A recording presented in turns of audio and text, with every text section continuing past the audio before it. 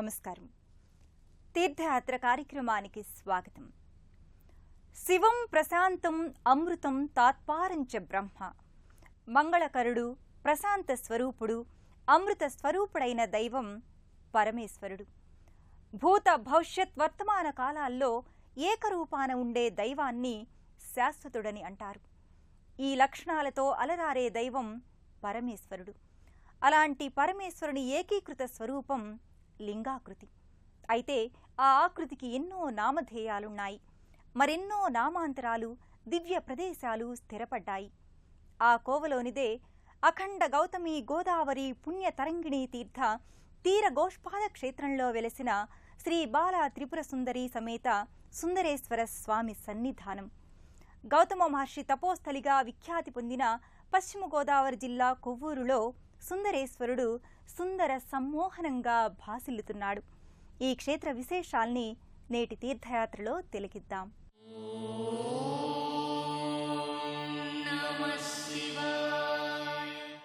లింగార్చనాత్ పరధర్మో నాస్తి నాస్తి మహీతవే. ఈ భూలోకాన లింగారాధన అత్యంత ఉత్కృష్టమైనది.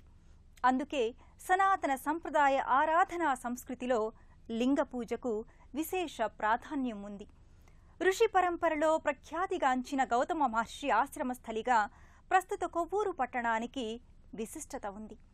గోష్పాద క్షేత్రంగా, గౌతమ మునివాటికగా అనేక పురాణాలలో ఈ ప్రదేశ ప్రస్తావన ఉంది. గౌతమ మహర్షి అమేయ గోసేవ, అనంతమైన శివభక్తి తత్పరత వల్ల బాలా త్రిపుర సుందరి, సుందరేశ్వర స్వామివార్లు స్వయంభూలుగా ఈ క్షేత్రంలో సాకారమయ్యారు.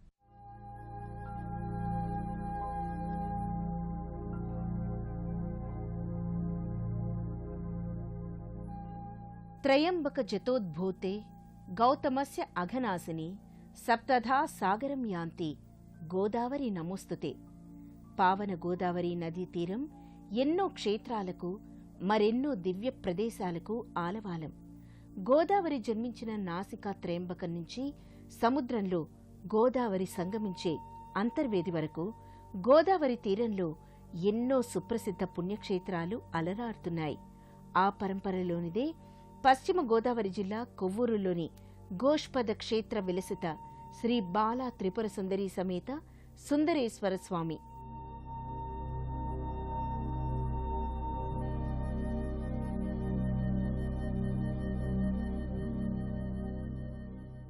సకల కల్మషాల్ని కడిగే సావేరి, సమస్త శుభాల్ని అనుగ్రహించే దేవేరి, రసరమ్య పావన జరి గోదావరి. సంస్కృతి సంప్రదాయాలు, ఆధ్యాత్మిక కళా వారసత్వ సంపదకు సజీవ తార్కాణమై గోదావరి నిలుస్తోంది.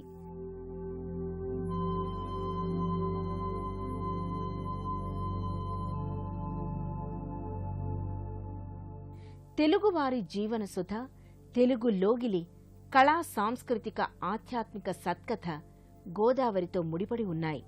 అలాంటి పావన గోదావరి ఒడ్డున నెలకొన్న ఈ గోష్పద క్షేత్రం ప్రశాంత వాతావరణానికి, ఆధ్యాత్మిక జవజీవాలకు పెన్నిధిగా వర్ధిల్లుతోంది.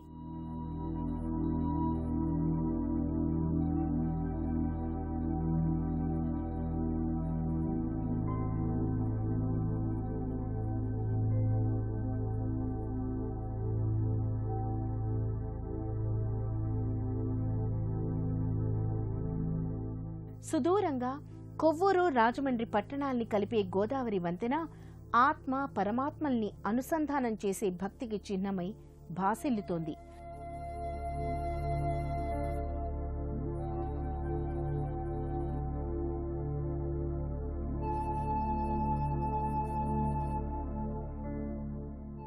గోష్పద క్షేత్రంగా పురాణ ప్రఖ్యాతిగాంచిన ఈ పుణ్యస్థలి కాలక్రమంలో గోవూరుగా, తదనంతరం అక్షర భ్రంశం వల్ల కొవ్వూరుగా స్థిరపడింది. ఇప్పటికీ సంప్రదాయ సనాతన ధర్మాచరణ పరులు ఈ పట్టణాన్ని గోవూరుగానే వ్యవహరిస్తున్నారు.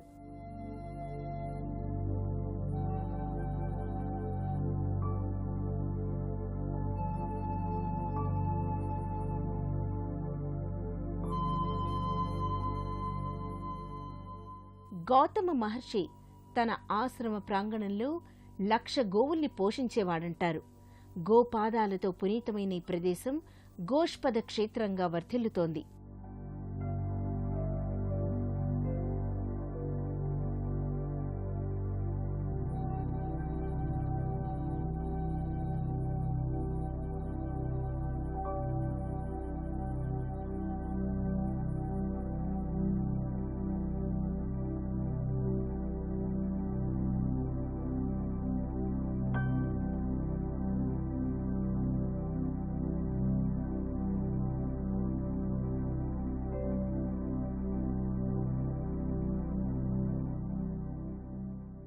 సకల దేవతల సమగ్ర స్వరూపం గోమాత. అలాంటి 1,00,000 గోవులు ఏకకాలంలో ఒకే లోగిలిలో నివసించిన క్షేత్రం ఈ గోష్పాద క్షేత్రం. గౌతముని తపోశక్తి వల్ల ఈ క్షేత్రంలో నాగలి పట్టకుండా, భూమిని దున్నకుండా కేవలం ధాన్యరాశులు వెదజల్లినంత మాత్రాన కొద్ది క్షణాల్లో పంట పండి చేతికొచ్చేది. సద్య ఫలక్షేత్రంగా ప్రసిద్ధి పొందిన ఈ క్షేత్రం ఎన్నో పురాణ గాథలతో ముడివడి ఉంది. గౌతమ మహర్షి మహా తపశ్శక్తి సంపన్నుడు. 1,00,000 గోవుల్ని నిత్యం పరిరక్షించి ఆ గోమాతల అనుగ్రహాన్ని సంపూర్ణంగా పొందాడు. గోమాతల అనుగ్రహం వల్ల ఈ క్షేత్రంలో దున్నకుండానే పంట పండేదని చెప్తారు. ఓ సందర్భంలో 12 సంవత్సరాలు వరుసగా కరువు రావడంతో మునులు, మహర్షులు గౌతముని ఆశ్రయించి తమ ఆకలి బాధను నివారించమని వేడుకున్నారు. వారందరినీ సాదరంగా ఆహ్వానించి ఆశ్రయం ఇచ్చి గోమాతల అనుగ్రహంతో వారిని సంతుష్టాంతరంగుల్ని చేశాడు. గౌతమ మహర్షి దానశీలతను, ఘనతను వీక్షించిన ఈర్ష్యాపరులు ఓ మాయాగోవును సృష్టించారు. ఆ మాయాగోవు సుక్షేత్రమైన పంట పొలాల్ని ధ్వంసం చేస్తుండగా గౌతముడు దర్భతో అదిలించాడు. దాంతో ఆ మాయాగోవు మృత్యువాత పడింది. గౌతమునికి గోహత్యాపాతకం చుట్టుకుంది. దాంతో గౌతముడు నాసికా త్రయంబకం వెళ్లి తపస్సు చేయగా త్రయంబకేశ్వరుడు ప్రత్యక్షమయ్యాడు. ఈశ్వరుణ్ణి ప్రసన్నం చేసుకుని తన గోహత్యా దోషాన్ని నివారించుకుని వృద్ధ గంగను వరానుగ్రహంగా పొందాడంటారు. ఆ వృద్ధ గంగను తనతో పాటు తీసుకెళ్లాడు. ఆ గంగే గౌతమిగా, గోదావరిగా విఖ్యాతిగాంచింది. ఇలాంటి దివ్యగాథతో ముడిపడిన ఈ క్షేత్రంలో సుందరేశుడు, బాలాంబిక ఒకరి తపః వల్ల మరొకరు ఆవిష్కారమై గౌతమ మహర్షిని అనుగ్రహించారు. గౌతమ మహర్షి బ్రహ్మ మానస పుత్రులలో ఒకరు. మోహ వ్యామోహాలు లవలేశమైనా లేని మహితాత్ముడు. బ్రహ్మదేవుని సంపూర్ణ అనుగ్రహాన్ని పొందిన మహర్షి ఆకాశగంగను దివి నుండి భువికి తీసుకొచ్చి గోదావరి నదిని లోకానికి అందించిన తపో సంపన్నుడు. హనుమ తల్లి అయిన అంజనాదేవి తండ్రి గౌతమ మహర్షి. షడ్దర్శనాలలో ఒకటైన న్యాయశాస్త్రాన్ని గౌతమ మహర్షి ప్రతిపాదించాడు. అలాంటి విశిష్టమైన మహర్షి గౌతముని తపఃఫలంగా సుందరేశ్వర స్వామి ఈ క్షేత్రంలో స్వయంభూలింగమూర్తిగా దర్శనమిస్తున్నాడు. గోపాదాల సవ్వడిలో పునీతమైన ఈ సన్నిధిలో సుందరేశ్వర స్వామి గర్భాలయంలో సర్వాలంకార శోభితంగా దర్శనమిస్తాడు.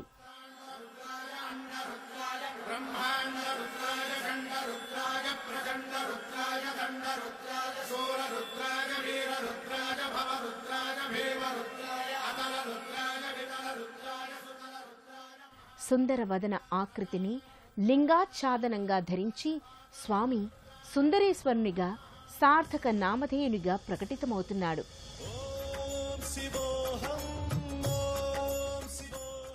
లోకంలో సుందరాలన్నింటికీ సుందరుడు సుందరేశ్వరుడు. తేజస్సు, ఓజస్సు, యశస్సు కలగలిసి సుందరేశ్వరుడు శుభంకరునిగా, భక్తవశంకరునిగా దర్శనమిస్తున్నాడు.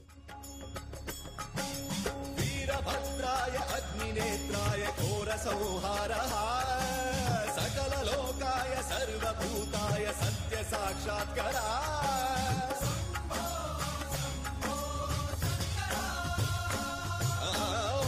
ఓం శివోహం ఓం శివోహం రుద్రనామం భజేహం భజేహం హర హర హర హర హర హర హర హర మహాదేవ్.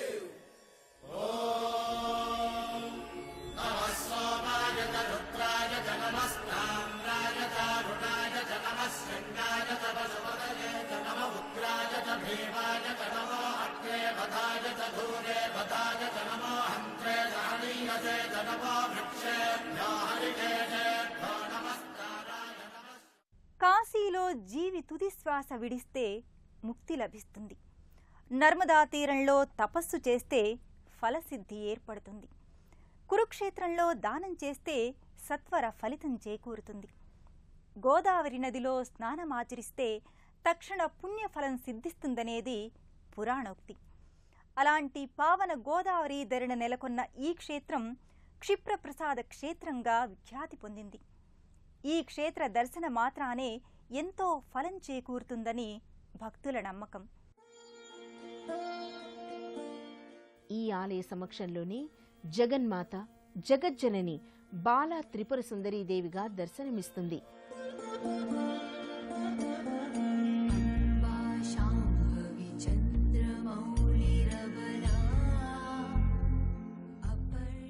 సర్వ కళలు ఏకోన్ముఖమై సమస్త సిరులధారిగా బాలాంబిక శోభిల్లుతుంది.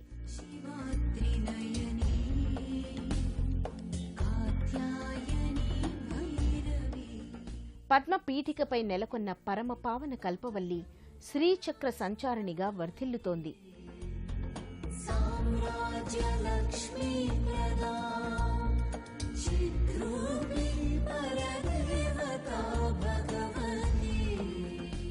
అమ్మవారి పాదపీఠ సమక్షంలో ఉన్న శ్రీచక్రానికి భక్తులు కుంకుమార్చనను నిర్వహించుకొని జ్ఞానవల్లి సముల్లాసిని అయిన బాలాంబ దివ్యకృపను అందుకుంటారు.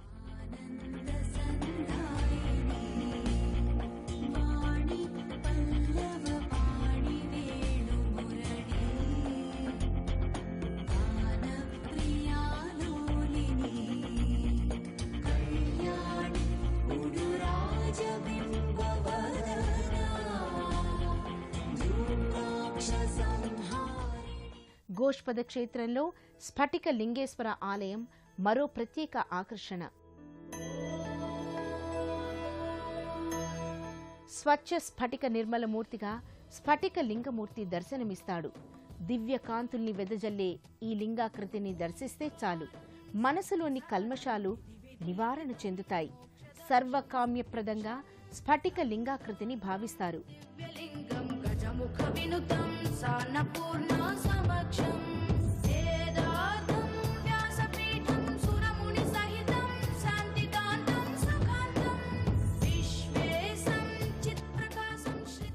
తీర్థ స్నాన సహస్రకోటి ఫలదం శ్రీ శంభు పాదోదకం. సహస్రకోటి తీర్థ స్నానాలు ఆచరించిన ఫలితం శివలింగ పాదోదకం వల్ల సిద్ధిస్తుంది. శివానుగ్రహంతో ఉద్భవించిన శివ పాదోదకం గోదావరి. అలాంటి గోదావరి తటాన శివలింగ దర్శనం ఆరాధనం భక్తులకు సమస్త శుభ ఫలితాలకు కారకమవుతుంది. ఈ నది ఒడ్డునే ఉన్న నాగదేవతామూర్తులను భక్తులు గోదావరి జలాలు గోక్షీరంతో అభిషేకిస్తారు. గోష్పాద క్షేత్రమైన కొవ్వూరు శ్రీ సుందరేశ్వర స్వామి దివ్య సన్నిధి పలు ఉపాలయాల సమాహారం. సూర్యనారాయణ స్వామి, లక్ష్మీ గణపతి, విజయదుర్గాదేవి, గాయత్రీదేవి, అభయాంజనేయ స్వామివారి మందిరాలు ఈ లోగిలిలో నెలకొని ఉన్నాయి. సర్వదేవతా సన్నిధిగా వెలిసిల్లుతోన్న గోష్పద క్షేత్రం భక్తులకు సమస్త శుభాల పుణ్యపేటి. ఈ ఆలయ ప్రాంగణంలో ప్రత్యక్ష భగవానుడైన కర్మ సాక్షి కాలరూపుడు లోక పూజనీయుడైన తిమిరాంతకుడు శ్రీ సూర్యనారాయణ స్వామి అర్చామూర్తిగా ఛాయా ఉషాదేవి సమేతంగా దర్శనమిస్తాడు. తం సూర్యం ప్రణమామ్యహం. ప్రతినిత్యం సూర్యస్మరణ తూర్పు దిశగా నమస్కార ముద్రను ప్రదర్శించడం వల్ల ఆరోగ్య సిద్ధి కార్యలబ్ధి చేకూరుతాయి.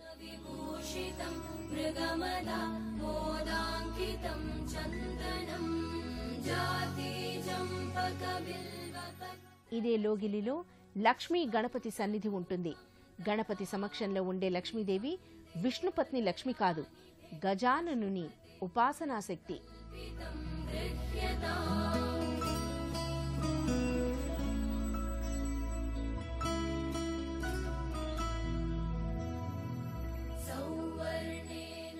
ఈ సన్నిధానంలోనే శ్రీ ఆంజనేయ సహిత కోదండ రామస్వామి వారి నెలవును భక్తులు దర్శించుకుంటారు.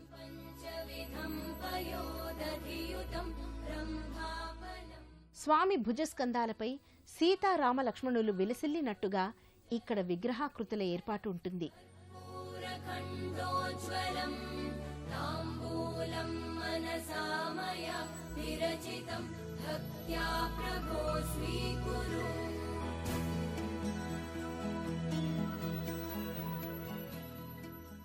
విజయాలన్నీ ప్రసాదించే విజయదుర్గాదేవి అష్టభుజాలతో మందిరంలో తేజరిల్లుతుంది.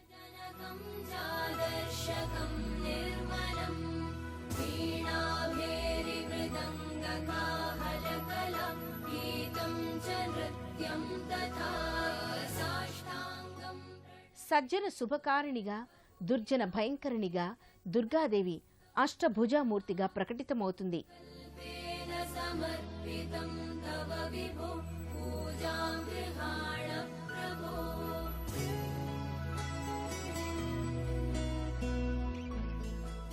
వేదానుగ్రహదాయిని వేదమాత గాయత్రీదేవి మందిరం ఈ ఆలయానికి మరో ఆకర్షణ.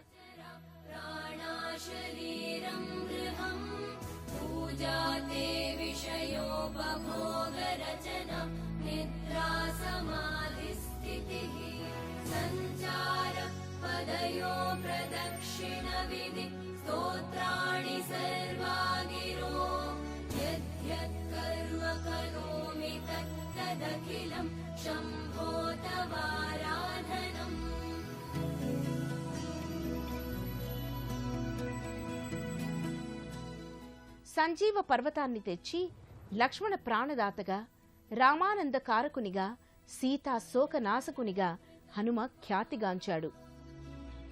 ఆ రీతిలో అభయాంజనేయునిగా స్వామి ఇక్కడ దర్శనమిస్తాడు.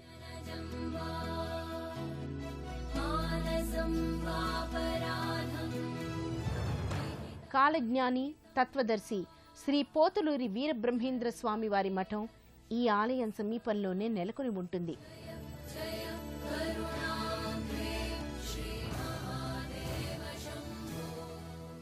భక్తులు ఈ మఠాన్ని దర్శించుకుంటారు.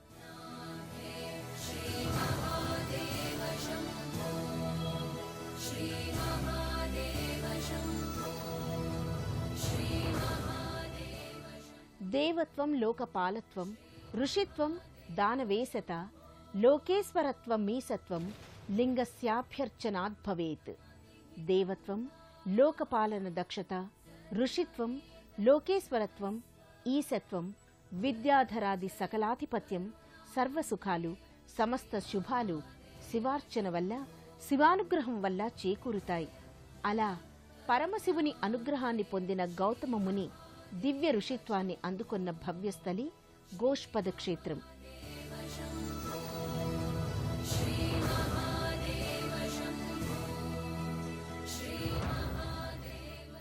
విజయవాడ నుండి రైలు, రోడ్డు మార్గాల్లో ఏలూరు మీదుగా కొవ్వూరు చేరుకున్న భక్తులు అక్కడ గోదావరి నదీ తీరాన ఉన్న శ్రీ గోష్పాద క్షేత్రం దర్శించుకుంటారు. ఆకాశదత్ సర్వగతశ్చ పూర్ణః శివః.